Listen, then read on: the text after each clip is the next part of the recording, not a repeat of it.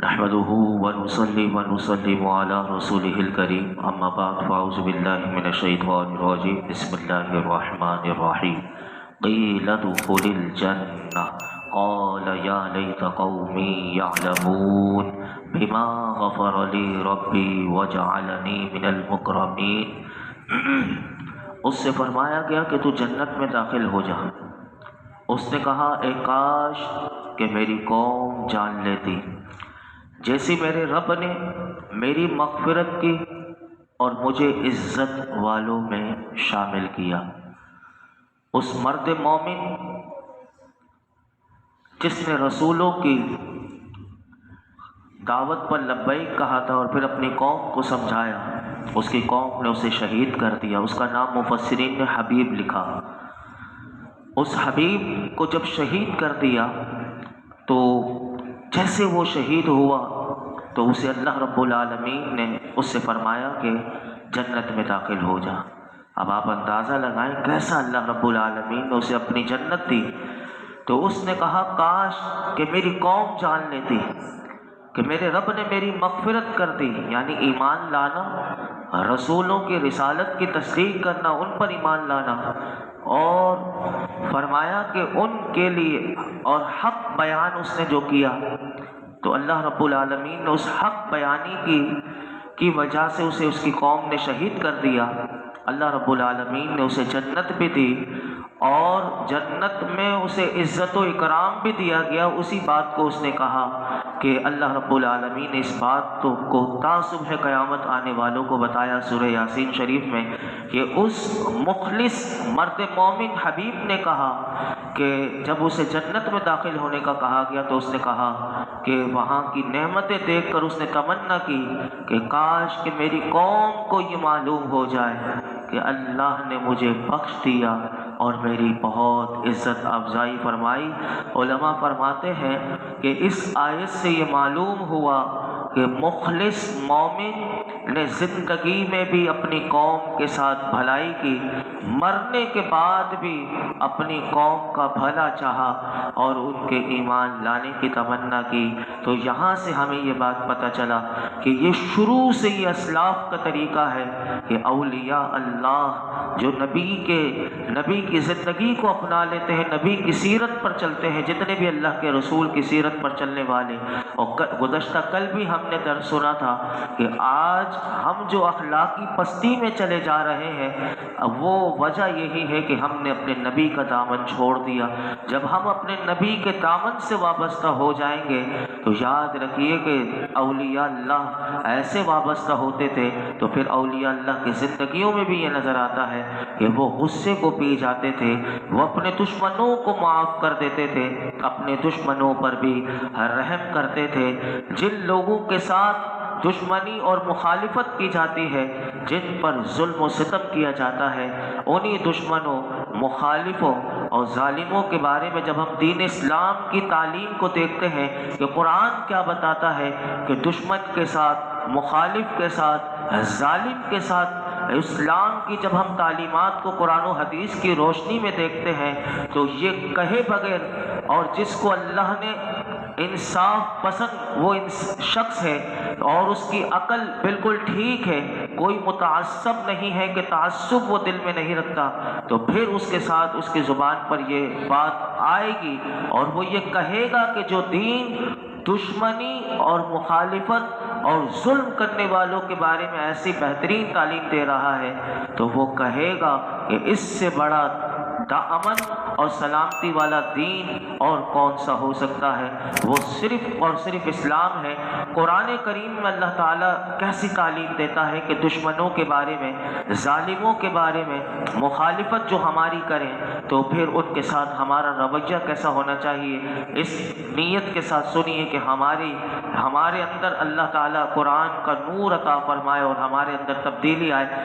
قرآن پاک میں اللہ تعالیٰ ارشاد فرماتا ہے وَلَا تَسْتَوِي الْحَسَنَةُ وَلَا السَّيِّئَةُ اِدْفَعْ بِالَّتِي هِيَ أَحْسَنُ فَإِذَا الَّذِي بَيْنَكَ وَبَيْنَهُ عَدَاوَةٌ كَأَنَّهُ وَلِيٌّ حَمِيمٌ وَمَا يُلَقَّاهَا إِلَّا الَّذِينَ صَبَرُوا وَمَا يُلَقَّاهَا إِلَّا ذُو حَظٍّ عَظِيمٍ۔ فرمایا اچھائی اور برائی برابر نہیں ہو سکتی، اب کسی نے کوئی اچھا ہے اس کے ساتھ برائی ہو گئی، تو اب دونوں یہ برابر نہیں ہیں۔ اب برائی کو کیسے ٹالنا ہے تو یہ قرآن نے ہمیں سکھایا کہ دشمن سے، مخالف سے، ظالم سے کیسے نمٹنا ہے۔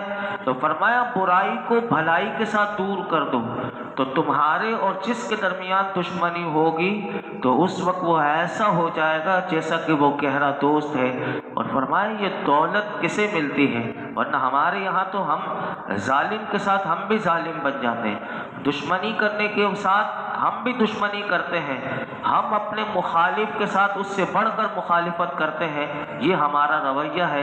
لیکن قرآن کہتا ہے یہ دولت اس کو ملے گی جو صبر کرنے والوں کو ہی یہ دولت ملتی ہے، اور یہ دولت بڑے نصیب والوں کو ہی ملتی ہے۔ میرے آقا علیہ الصلوۃ والسلام کیا فرماتے ہیں سنیے۔ حضرت ابو ہریرہ رضی اللہ تعالیٰ عنہ سے روایت ہے کہ اللہ کے محبوب علیہ الصلوۃ والسلام نے ارشاد فرمایا کہ جس میں یہ تین چیزیں ہوں گی اس کا حساب اللہ تعالیٰ آسانی سے لے گا۔ اللہ کرے کہ ہمارے اندر یہ تینوں چیزیں ہیں۔ فرمایا کہ اس سے حساب بھی آسانی سے لے گا اور اسے جنت میں بھی داخل فرمائے گا۔ تو حضرت ابو ہریرہ رضی اللہ تعالیٰ عنہ عرض کرتے ہیں میں نے عرض کی یا رسول اللہ صلی اللہ علیہ وسلم یہ بتائیے وہ تین چیزیں کون سی ہیں؟ تو میرے آقا علیہ الصلوۃ والسلام نے ارشاد فرمایا جو تم سے رشتہ توڑے تم اس سے رشتہ جوڑو۔ یہ بہت مشکل کام ہے، اتنا آسان نہیں ہے کہ رشتہ توڑنے والے سے، ہمارے یہاں کہہ دیا جاتا ہے توڑ دیا تو کیا ہو گیا، جا بھائی جا۔ تو خاندان میں ایسے بہت سے رشتے ٹوٹے ہوئے ہیں، بھائی بھائی کا، بہنوں کا، ماں باپ کا اپنی اولاد سے، بیوی شوہر کا بھی ہے رشتہ، نکاح ہوا ہوا ہے لیکن ایک دوسرے سے دور ہے، رشتہ ٹوٹا ہوا ہے، وہ اپنے گھر میں بیٹھی ہوئی ہے۔ لیکن میرے آقا فرماتے ہیں جو تم سے رشتہ توڑے تم اس سے رشتہ جوڑو، جو تمہیں محروم کرے تم اسے عطا کرو۔ جو یعنی جو دیتا تھا اس نے محروم کر دیا لیکن اب تمہارے پاس آ گیا پھر بھی تم دو، اس نے تمہیں محروم کر دیا تھا لیکن دو۔ فرمایا نمبر 3 جو تم پر ظلم کرے اسے معاف کر دو۔ یہ تین کام یہ سیرت نبوی میں بھی آپ کو اس کی جھلک دکھاتا ہوں۔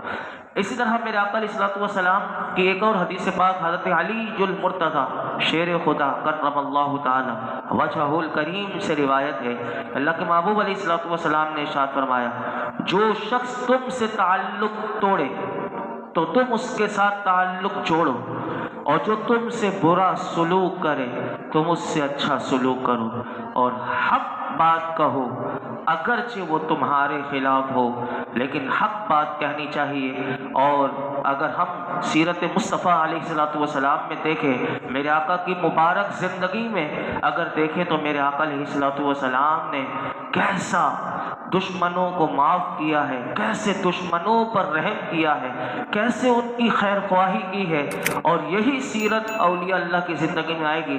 سنیے کہ ایک مرتبہ ہماری ماں ام المؤمنین سیدہ عائشہ صدیقہ رضی اللہ تعالی عنہا نے نبی اکرم صلی اللہ علیہ وسلم سے دریافت کیا، پوچھا یا رسول اللہ صلی اللہ علیہ وسلم کیا جنگ احد کے دن سے بھی زیادہ سخت کوئی دن آپ پر گزرا ہے؟ احد کی جنگ اگر آپ پڑھیں تو آپ کے رونگٹے کھڑے ہو جائیں، وہ اتنی سخت جنگ تھی کہ وہ جیت ہوتے ہوتے ہار میں بدل گئی، پھر اللہ کی کیسے مدد آئی، وہ پورا ایک بہت بڑا طویل واقعہ۔ تو ہماری ماں پوچھتی ہے کہ اس جنگ کے دن سے بھی سخت دن آپ پر کوئی گزرا ہے؟ ارشاد فرمایا ہاں اے عائشہ رضی اللہ تعالیٰ، وہ دن میرے لیے جنگ احد کے دن سے بھی زیادہ سخت تھا جب میں نے طائف میں وہاں کے ایک سردار، جب حضور طائف کے میدان میں تشریف لے گئے تھے تو فرمایا وہاں ایک سردار تھا جس کا نام تھا ابن عبد یا لیل بن عبد قلال۔ فرمایا میں نے اس سردار کو اسلام کی دعوت دی، اس سردار نے دعوت اسلام کو حقارت کے ساتھ ٹھکرا دیا، اور اہل طائف نے یعنی اس کے سردار کے جو چیلے وغیرہ تھے جتنے بھی، تو حضور فرماتے ہیں کہ ان لوگوں نے مجھ پر پتھراؤ کیا، یعنی حضور اسلام کی دعوت دینے گئے اور وہ پتھر مار رہے۔ تو میرا آقا فرماتے ہیں میں اسی رنج و غم میں سر جھکائے چلتا رہا۔ ہماری ماں کو حضور بتا رہے ہیں یہاں تک کہ مقام قرن الثعالب میں پہنچ کر میرے ہوش و حواس وہ بجا ہوئے۔ وہاں پہنچ کر جب میں نے سر اٹھایا تو کیا دیکھتا ہوں کہ ایک بدلی یعنی بادل مجھ پر سایہ کیے ہوئے ہے۔ اس بادل میں سے حضرت جبریل علیہ السلام نے مجھے آواز دی اور کہا اللہ تعالیٰ نے آپ کی قوم کا قول اور ان کا جواب سن لیا، اور اب آپ کی خدمت میں پہاڑوں کا فرشتہ حاضر ہے تاکہ وہ آپ کے حکم کی تعمیل کرے۔ میرے آقا علیہ السلام کا بیان ہے کہ پہاڑوں کا فرشتہ مجھے سلام کر کے عرض کرنے لگا، یا رسول اللہ صلی اللہ علیہ وسلم، اللہ تعالیٰ نے آپ کی قوم کا قول اور ان کا جو جواب انہوں نے دیا وہ سب کچھ سن لیا، اور مجھ کو آپ کی خدمت میں بھیجا ہے تاکہ آپ مجھے جو چاہیں حکم دیں اور میں اس حکم کو بجا لاؤں۔ تو یہ سن کر رحمت عالم صلی اللہ علیہ وسلم نے، اس فرشتے نے اور بھی کیا کہا، وہ جو پہاڑ کا فرشتہ تھا اس نے یہ بھی کہا کہ اگر آپ چاہتے ہیں یا رسول اللہ تو اخشبین کہتے ہیں ابو قبیس جو مکہ مکرمہ میں ہے، اور کوعی قیعان، یہ دو پہاڑ ہیں۔ تو اس پہاڑ کے فرشتے نے کہا کہ ان دونوں پہاڑوں کو ان کفار پر الٹ دوں، یعنی ان پہاڑوں کو میں اٹھا کر ان کفار پر، طائف کے جنہوں نے آپ پر پتھراؤ کیا، ان سارے کافروں کے اوپر گرا دوں، اس پتھر کو میں الٹ دوں۔ تو یہ سن کر اب آپ اندازہ لگائیں کیسی تکلیف پہنچی تھی۔ اللہ اکبر، وہ تکلیف میں بھی بتاتا ہوں آپ۔ تو یہ سن کر رحمت عالم صلی اللہ علیہ وسلم نے جواب دیا، نہیں، بلکہ میں امید کرتا ہوں اللہ ان کی نسلوں سے اپنے ایسے بندے کو پیدا فرمائے گا کہ جو صرف اللہ کی عبادت کریں گے اور شرک نہیں کریں گے۔ اللہ اکبر، یہ ہے میرے آقا کا رحم کرنا، دشمنوں کو خیر خواہی کرنا۔ حضرت سہل بن سعد رضی اللہ تعالیٰ فرماتے ہیں، جس وقت نبی کریم صلی اللہ علیہ وسلم کے مقدس دانت شہید ہوئے اور آپ کا چہرہ زخمی ہوا، اور خود یہ غزوہ احد کا ایک جھلک میں آپ کو دکھا رہا تھا کہ غزوہ احد میں جو سر بچانے کے لیے تلوار سے خود لوہے کا پہنا جاتا تھا، تو وہ فرماتے ہیں کہ وہ خود آپ کے سر مبارک پر ہی ٹوٹ گیا، اور اس وقت میں وہاں حاضر تھا۔ حضرت سہل بن سعد کہتے ہیں کہ میں انہیں بھی جانتا ہوں کہ جنہوں نے آپ کے چہرے سے خون دھویا اور جنہوں نے چہرے پر پانی ڈالا، اور میں یہ بھی جانتا ہوں کہ آپ کے زخم پر کیا چیز ڈالی گئی کہ جس سے خون رک گیا۔ اللہ تعالیٰ کے رسول محمد مصطفیٰ صلی اللہ علیہ وسلم کی شہزادی خاتون جنت بی بی فاطمہ الزہرا وہ چہرے سے خون دھو رہی تھی، اور فرمایا حضرت علی جو ہیں ان کے پاس اپنی ڈھال میں پانی بھر بھر کر لا رہے تھے۔ جب حضرت فاطمہ نے اپنے والد گرامی کے چہرے سے خون دھو لیا تو کھجور کی چٹائی کا ایک ٹکڑا جلایا اور اس کی راکھ زخم پر رکھ دی، یہاں تک کہ خون جو ہے وہ رک گیا۔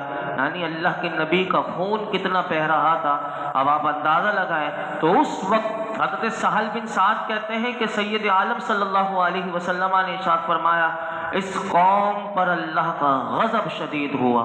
یعنی اس وقت یہ کیفیت تھی کہ اللہ کا غضب ان پر نازل ہو جاتا، لیکن کہتے ہیں جیسے حضور نے یہ کہا تو فوراً میرے آقا علیہ السلام کچھ دیر ٹھہرنے کے بعد فرمایا، اے اللہ میری قوم کو بخش دے۔ یعنی اللہ کا غضب نازل ہو جاتا ہو جنہوں نے حضور کے چہرے کو زخمی کیا ہے، لیکن اندازہ لگائیں اسی میدان میں حضور نے فوراً اللہ کی بارگاہ میں دعا کر دی، اللہ ان کو معاف کر دے، ان کو بخش دے، کیونکہ یہ مجھے نہیں جانتے۔ آپ اندازہ لگائیں کیسی سیرت مصطفیٰ کہ جس طرح میں نے فرمایا نا، حضور کی حدیث میں حضور نے فرمایا جو تم پر ظلم کرے اسے معاف کر دے، تو حضور نے کیسے کیسے دشمنوں کو معاف کر دیا۔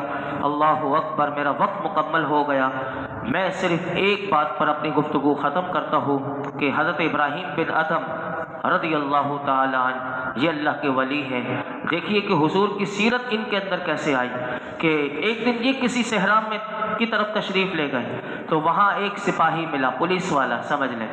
اس نے کہا تم غلام ہو، تو اللہ والے کیسے سیدھے سادھے، ان کی توجہ کس طرف ہوتی ہے لیکن سامنے والا نہیں سمجھ پاتا۔ ان سے کہا تم غلام ہو، تو آپ نے کہا ہاں۔ اس نے کہا بستی کدھر ہے؟ حضرت ابراہیم بن ادم سے پوچھا بستی کدھر ہے؟ تو آپ نے قبرستان کی طرف اشارہ کیا۔ سپاہی نے کہا میں آبادی کے بارے میں پوچھ رہا ہوں۔ آپ نے فرمایا وہ تو قبرستان ہے، یعنی اس سے بڑی آبادی کیا ہوگی۔ یہ سن کر اس پولیس والے کو غصہ آیا، اس نے ایک ڈنڈا آپ کے سر کے اوپر مار دیا۔ آج بھی ایسے ظالم پائے جاتے ہیں کہ جو نہ دے رشوت، پورا اس کا ٹھیلا اٹھا کر الٹ دیتے ہیں، کچھ بھی ہو جائے، اپنا نہ ہوا تو وہ روڈ میں پھر قانون بھی سب کو یاد آ جاتا ہے، سارے کام یاد آ جاتے ہیں۔ اللہ اکبر، اس نے آپ کے سر میں ایک ڈنڈا دے مارا اور آپ کو زخمی کر کے شہر کی طرف لے کر آ گیا، ساتھ بھی لے کر آ رہا ہے شہر میں۔ تو آپ کے ساتھی جو حضرت ابراہیم بن ادم کے ساتھی جو تھے وہ راستے میں ملے، تو پوچھا یہ کیا ہوا؟ تو سپاہی نے خود بتا دیا کہ انہوں نے یہ بات مجھے کہی۔ تو لوگوں نے اس پولیس والے کو، سپاہی کو کہا کہ یہ تو حضرت ابراہیم بن ادم ہے۔ اب جب اسے پتہ چلا تو وہ فوراً اپنے گھوڑے سے اترا اور آپ کے ہاتھ پاؤں کو چومنے لگ گیا، کیونکہ وہ جانتا تھا کہ حضرت ابراہیم بن ادم اللہ، لیکن پہچان نہیں پایا۔ پھر وہ ہاتھ پاؤں کو چومنے لگا۔ پھر آپ سے پوچھا کہ جب میں نے آپ سے یہ پوچھا تھا کہ آپ غلام ہیں تو آپ نے یوں کیوں کہا کہ میں غلام ہوں؟ فرمایا اس نے مجھ سے یہ نہیں پوچھا تھا کہ تو کس کا بندہ ہے، غلام کا معنی بندہ بھی ہوتا ہے، تو اس نے یہ نہیں پوچھا تھا کہ تو کس کا بندہ ہے، بلکہ صرف یہ کہا کہ تو بندہ ہے یعنی غلام ہے۔ تو میں نے کہا ہاں میں غلام ہوں، کیونکہ میں اللہ کا بندہ ہوں۔ اور جب اس نے میرے سر میں مارا تو میں نے اللہ تعالیٰ سے اس کے لیے جنت کا سوال کر لیا۔ اللہ اکبر، یعنی وہ ڈنڈا اس نے مارا اور اللہ کے ولی سے دشمنی، فوراً اللہ سے اعلان جنگ ہے۔ وہ جانتے تھے اپنے مقام اور مرتبے کو، لیکن جیسے اس نے ڈنڈا مارا تو کہا میں نے فوراً اس کے لیے جنت کا اللہ سے سوال کیا۔ تو وہ جو آپ کے ساتھی تھے انہوں نے پوچھا اس نے آپ پر ظلم کیا، آپ نے اس کے لیے دعا کیوں مانگی؟ تو فرمایا مجھے معلوم تھا کہ اس مصیبت پر مجھے ثواب ملے گا، یعنی صبر کرنے پر ثواب ملے گا، تو میں نے مناسب نہ سمجھا کہ مجھے تو اجر ملے اور اسے عذاب ملے۔ اللہ اکبر، غور کیجئے کہ مجھے اس کے ڈنڈا مارنے کی وجہ سے جو مصیبت مجھ پر آئی تو مجھے تو اللہ ثواب دیتے اور اس مصیبت پر اس کو عذاب ملے، میں نے یہ نہ چاہا۔ تو یہ کیونکہ میرے ثواب پانے کا ذریعہ بنا تو میں چاہتا تھا کہ اللہ اسے بھی اجر عطا فرمائے، اس لیے میں نے اس کے لیے دعا کی۔ اللہ رب العالمین ہم سب کو بھی ان تعلیمات پر عمل کی توفیق عطا فرمائے اور ہمیں دشمنیوں سے اور ہر قسم کی برائی سے اللہ ہمیں محفوظ فرمائے، ہماری ذات سے کسی پر ظلم نہ ہو، اللہ ہمیں اخلاق کی بلندیاں نصیب فرمائے، اخلاق کی پستیوں سے اللہ ہمیں محفوظ فرمائے۔ الحمدللہ رب العالمین والصلاۃ والسلام علی سید الانبیاء والمرسلین وعلی آلہ واصحابہ اجمعین۔ یا اللہ پاک جو کچھ سنا اس میں کوئی غلطی کوتاہی معاف فرما دے، اپنی بارگاہ میں قبول فرما۔ رب کریم ہمیں با اخلاق، با حیا، با کردار، با عمل بنا دے۔ اللہ ہمارے اندر جتنی برائیاں خرابیاں ہیں دور فرما دے، قرآن کا نور اور اس کا فیضان عطا فرما، ہمیں عمل کی توفیق دے دے۔ اللہ سنے اور ہمارے کانوں سے یہ نکل نہ جائے، اللہ ہمارے دلوں میں رچ بس جائے، اور مولا کریم اس پر عمل کرنا ہمارے لیے آسان کر دے، اللہ عمل کرنا آسان کر دے، اخلاص اخلاص اخلاص عطا فرما۔ اللہ ہمیں ہر قسم کی برائی سے بچا لے۔ آج تک جتنے دعائیں کی ہیں آئندہ کریں گے سب دعاؤں کو قبول فرما۔ وصلی اللہ تعالیٰ علی خیر خلق محمد وعلی آلہ وصحبہ۔